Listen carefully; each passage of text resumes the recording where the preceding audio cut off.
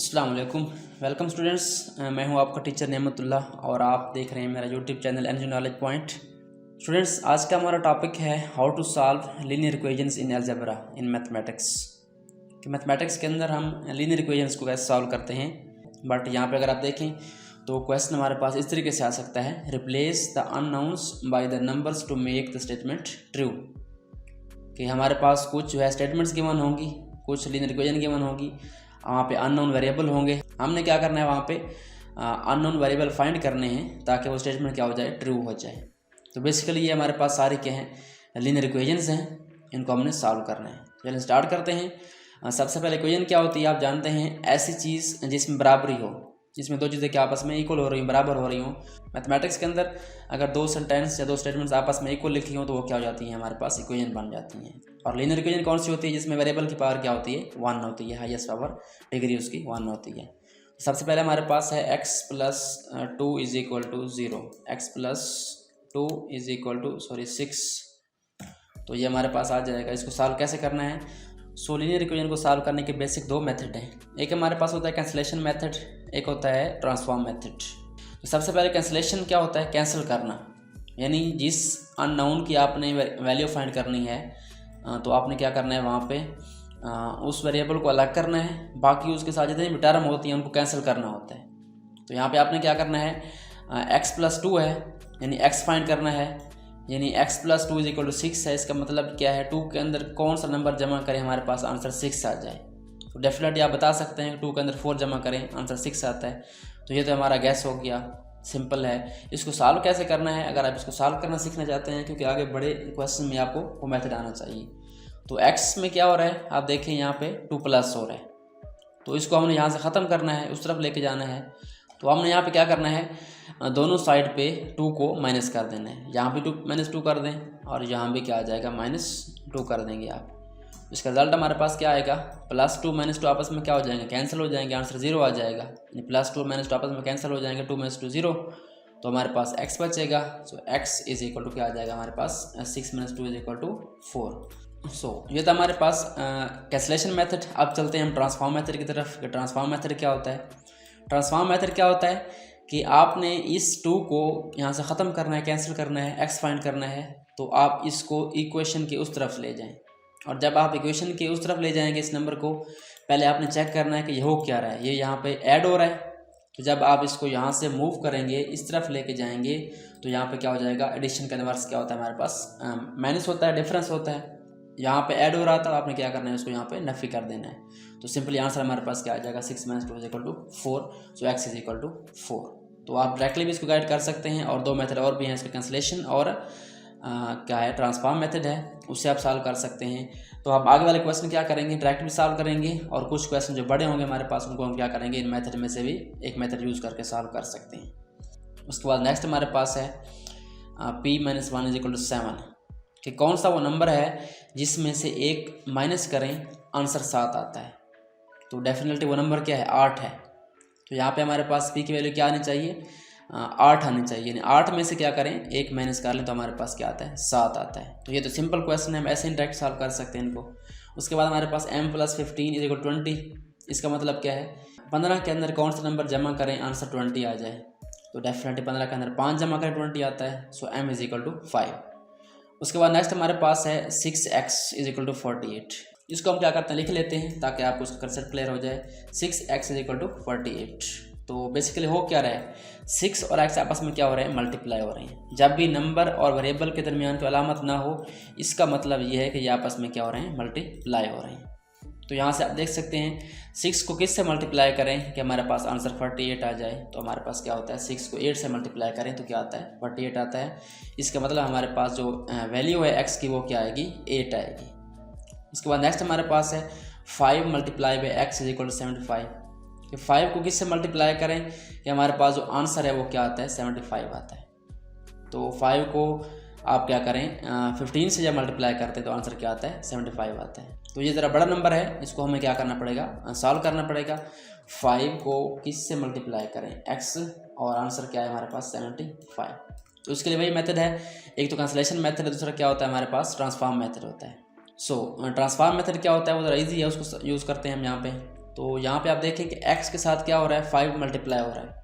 तो आप क्या करें, जो नंबर मल्टीप्लाई हो रहा है यहाँ पे, उसको आप क्या करें, यहाँ से ख़त्म करके, यानी क्या करें, इसको हमने डायरेक्टली क्या करना है, 5 को यहाँ से कैंसिल कर देना है, और ये मल्टीप्लाई हो रहा था तो उस साइड पे जाके इसका इन्वर्स प्रोसेस होगा, वो क्या होता है हमारे पास, मल्टीप्लाई का डिवाइड होता है। तो यहाँ पे डिवाइड कर दें, आप इसको डिवाइड करेंगे, हमारे पास आंसर क्या आ जाएगा, 15 आ जाएगा।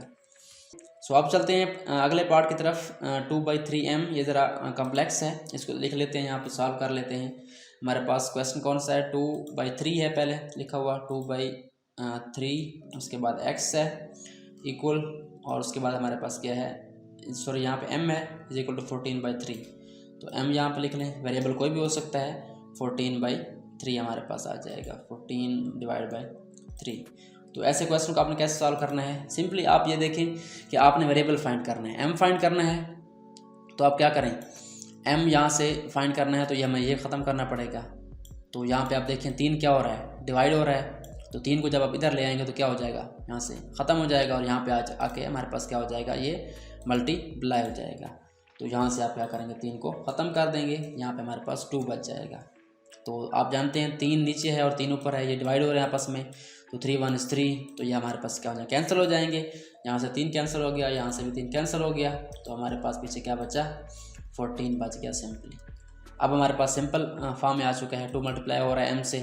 तो आप क्या करेंगे, इसको ख़त्म करना है, तो ट्रांसफॉर्म मेथड के ज़रिए आप क्या करेंगे, इसको इस तरफ ले आएंगे। तो यहाँ से जब ख़त्म होगा तो मल्टीप्लाई का इन्वर्स क्या होता है, हमारे पास डिवीजन होता है। तो आपने क्या करना है, यहाँ पे इसको आके डिवाइड कर देना है। तो सिंपली हमारे पास आंसर क्या आ जाएगा, इसका 7 आ जाएगा। तो यहाँ पे अगर आप 7 यूज़ करते हैं, 2 7 14/3 आ जाएगा। सो उसके बाद हमारे पास नेक्स्ट क्वेश्चन है 1/2 divide by m is equal to 15। तो यहाँ पे अगर आप देखें तो 1/2 पहले है और डिवाइड के बाद क्या है, m है। तो यहाँ पे क्या हो रहा है, वेरिएबल डिवाइड हो रहा है। तो हम क्या करेंगे, इस वेरिएबल को यहाँ पे इसको इस तरफ ले जाएंगे, तो ये यहाँ से कैंसिल होकर क्या हो जाएगा, हमारे पास वहाँ पे जाके मल्टीप्लाई हो जाएगा। तो 15 मल्टीप्लाई m हो जाएगा। अब क्या करना है, हमने m फाइंड करना है, तो ये मल्टीप्लाई हो रहा है, तो 15 को क्या करें, हम यहाँ से ख़त्म कर दें। 15 मल्टीप्लाई होगा तो यहाँ पे आप क्या हो जाएगा, हमारे पास ये डिवाइड हो जाएगा, यहाँ से नीचे आएगा, और नीचे क्या होगा, ये 15 2 से मल्टीप्लाई हो जाएगा। तो हमारा आंसर क्या आ जाएगा, 1/30। तो 1/30 हमारे पास क्या है, m की वैल्यू है। अगर आप यहाँ पे यूज़ कर दें 1/30 तो इसका आंसर क्या आ जाएगा, 2 आ जाएगा। चलिए इसको चेक करते हैं, 1/2 डिवाइड बाई 1/30, हमारे पास आंसर 15 आता है या नहीं आता। यानी यहाँ पे 15 है और यहाँ पे 1/2 है, और इसको अगर आप सॉल्व करें तो क्या ये हमारे पास ट्रू होता है या नहीं होता। चलिए इसको हम ऐड कर लेते हैं। तो फ्रैक्शन आप जानते हैं कैसे हम हल करते हैं, फ्रैक्शन जो हमारे पास फर्स्ट होती है उसको वैसे लिखते हैं, और इसको मल्टीप्लाई में चेंज करते हैं। इसको मल्टीप्लाई में चेंज करें तो हमें क्या करना, इसका रेसिप्रोकल लेना पड़ेगा। यानी 1/30 है तो क्या हो जाएगा, हमारे पास 30 पे 1 आ जाएगा, तो यहाँ पे 30 आ जाएगा ऊपर, और नीचे क्या आ जाएगा, 1 आ जाएगा। इसके बाद आपने इसको सिंप्लीफाई करना है। आप जानते हैं 2 1 is 2 होता है, और 2 15s are 30। तो हमारे पास यहाँ पे 1 बच जाएगा, और यहाँ पे क्या आ जाएगा, हमारे पास 15 आ जाएगा। तो ये हमारे पास सिंपल हो जाएगा। उसके बाद 15 को 1 से मल्टीप्लाई करें, 1 से डिवाइड करें, आंसर क्या आता है, वही 15 आता है। तो ये बराबर हो चुके हैं, इसका मतलब हमारा आंसर क्या था, ठीक था। इसके बाद हमारे पास है 2m इज इक्वल टू 3, कि 2 को किससे मल्टीप्लाई करें, हमारे पास आंसर क्या आ जाए, 3 आ जाए। तो आपने क्या करना है, इसको फाइंड करना है। डायरेक्ट हम इसको फाइंड नहीं कर सकते easily. So 2m is equal to 3। Simply आपने क्या देखना है, यहाँ पे 2 मल्टीप्लाई हो रहा है m के साथ, तो 2 को क्या करें, तो जाकर डिवाइड कर दें, तो हमारे पास क्या आ जाएगा, आंसर इसका 3/2 आ जाएगा। तो ये हमारे पास m की वैल्यू आ चुकी अननोन की। उसके बाद हमारे पास नेक्स्ट पार्ट है x minus 0.3 is equal to 0.4। यहाँ पे माइनस लगा हुआ है, लेकिन असल में ये क्या इक्वल है, ये हमारे पास इक्वल का सिंबल है। हमने क्या करना है, इसको सॉल्व करना है। सो x माइनस, हमारे पास क्वेश्चन क्या है, x माइनस 0.3 और उसके बाद इक्वल है 0.4 कि किस नंबर में से 0.3 माइनस करें 0.4 आ जाए। तो सिंपली आप गैस भी कर सकते हैं इसको, क्योंकि 7 में से आप 3 माइनस करें तो 4 आता है। तो सिमिलरली 0.7 से आप क्या करें, 0.3 माइनस करें तो आंसर क्या आता है, 0.4 आता है। अगर आपको ये मेथड नहीं आता तो आप क्या कर सकते हैं, इसको सॉल्व भी कर सकते हैं। यहाँ पे हमारे पास अननोन x है, x माइनस 0.3, तो यहाँ पे क्या हो रहा है, 0.3 माइनस हो रहा है। इसको अगर आप उधर ले जाएँ तो ये क्या हो जाएगा, हमारे पास प्लस हो जाएगा, प्लस 0.3, इनको आप ऐड करेंगे तो आंसर हमारे पास क्या आएगा, 0.7 आ जाएगा। उसके बाद हमारे पास नेक्स्ट है x divide by 2 is equal to 7।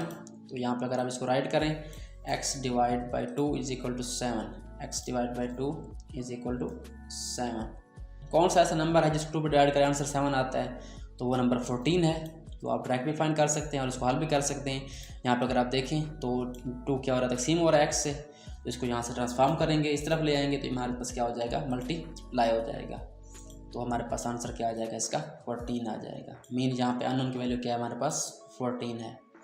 उसके बाद 5 + p इज इक्वल 11, बिल्कुल सिंपल है। 5 में क्या जमा करें, 11 आता है। आप डायरेक्ट भी सॉल्व कर सकते हैं बिल्कुल इसी क्वेश्चन की तरह। इसका मतलब p की वैल्यू क्या है, हमारे पास 6 है। उसके बाद हमारे पास लास्ट पार्ट है, इसको राइट कर लेते हैं। 0.4 m है, 0.4 m, और उसके बाद इज इक्वल है, इक्वल उसका सिंबल, उसके बाद 0.8 है। तो इसको सॉल्व करते हैं सबसे पहले। तो यहाँ पे हमने m फाइंड करना है। तो यहाँ पे अगर आप देखें तो m मल्टीप्लाई हो रहा है 0.4 के साथ, तो हमने इसको ख़त्म करना है 0.4 को। तो आप क्या करें, इसको डिवाइड कर दें। तो जब आप इसको मल्टीप्लाई को चेंज करेंगे इस तरफ तो ये हो जाएगा डिवाइड। तो डिवाइड हमारे पास क्या आ जाएगा, 0.4।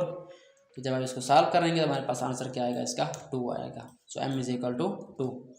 तो ये हमारे पास इसका आंसर आ चुका है, m is equal to 2। I hope so आपको ये टॉपिक अच्छे तरीके से समझ आ गया होगा। अगर आपको वीडियो अच्छी लगी तो लाइक करें और शेयर कर दें फ्रेंड्स के साथ, अपने क्लास फेलोज के साथ, ताकि उनको भी फ़ायदा हो। और अगर आपने अभी तक मेरे चैनल को सब्सक्राइब नहीं किया तो काइंडली मेरे चैनल को सब्सक्राइब कर दें और बेल आइकन प्रेस करें, ताकि मेरी नेक्स्ट आने वाले वीडियोज़ का नोटिफिकेशन आपको मिलता रहे। Thanks for watching and don't forget to subscribe my channel.